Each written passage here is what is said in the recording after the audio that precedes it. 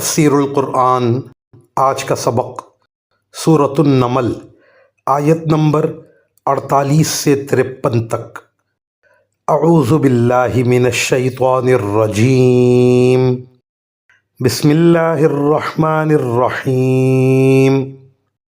وَكَانَ فِي الْمَدِينَةِ 9 رَهْطٍ يُفْسِدُونَ فِي الْأَرْضِ وَلَا يُصْلِحُونَ قالوا تقاسموا بالله لنبيتنه وأهله ثم لنقولن لوليه ما شهدنا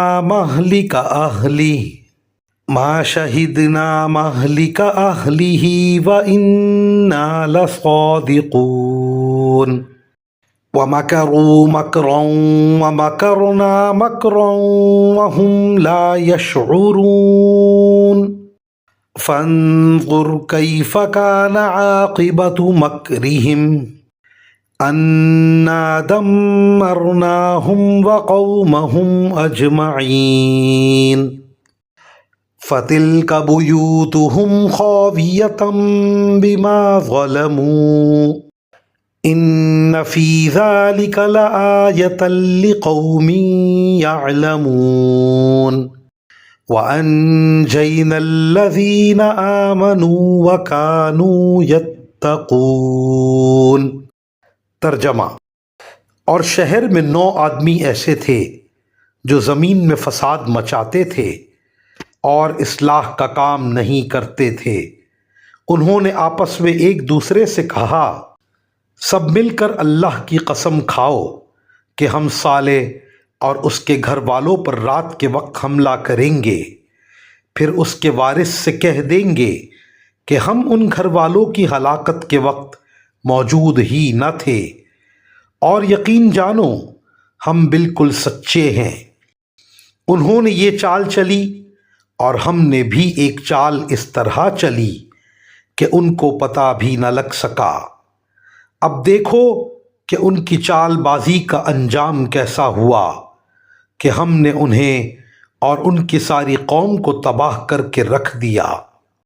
چنانچہ وہ رہے ان کے گھر جو ان کے ظلم کی وجہ سے ویران پڑے ہیں۔ یقیناً اس واقعے میں ان لوگوں کے لیے عبرت کا سامان ہے جو علم سے کام لیتے ہیں، اور جو لوگ ایمان لائے تھے اور تقوی اختیار کیے ہوئے تھے ان سب کو ہم نے بچا لیا۔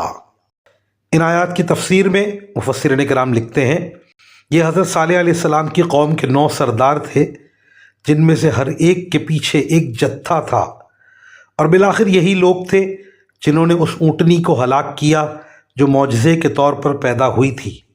جب حضرت صالح علیہ السلام نے ان کو عذاب سے ڈرایا تو انہوں نے آپس میں یہ معاہدہ کیا کہ وہ رات کے وقت ان پر خفیہ طور پر حملہ کریں گے اور ان کو اور ان کے گھر والوں کو ہلاک کر دیں گے۔ قرآن کریم نے یہ تفصیل نہیں بتائی کہ ان لوگوں کی سازش کس طرح ناکام ہوئی۔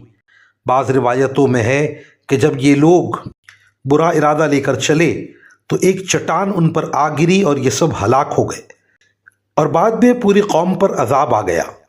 اور بعض روایتوں میں ہے کہ جب وہ مسلح ہو کر حضرت صالح علیہ السلام کے گھر پہنچے تو فرشتوں نے ان کا محاصرہ کر لیا اور انہی کے ہاتھوں وہ مارے گئے۔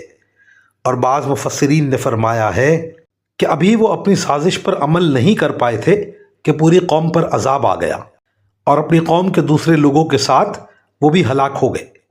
حضرت صالح علیہ السلام کی قوم کی بستیاں عرب ہی کے ایک علاقے میں تھیں اور مدینہ منورہ سے کچھ ہی فاصلے پر واقع تھیں، اور اہل عرب جب شام کا سفر کرتے تو ان کے پاس سے گزرا کرتے تھے۔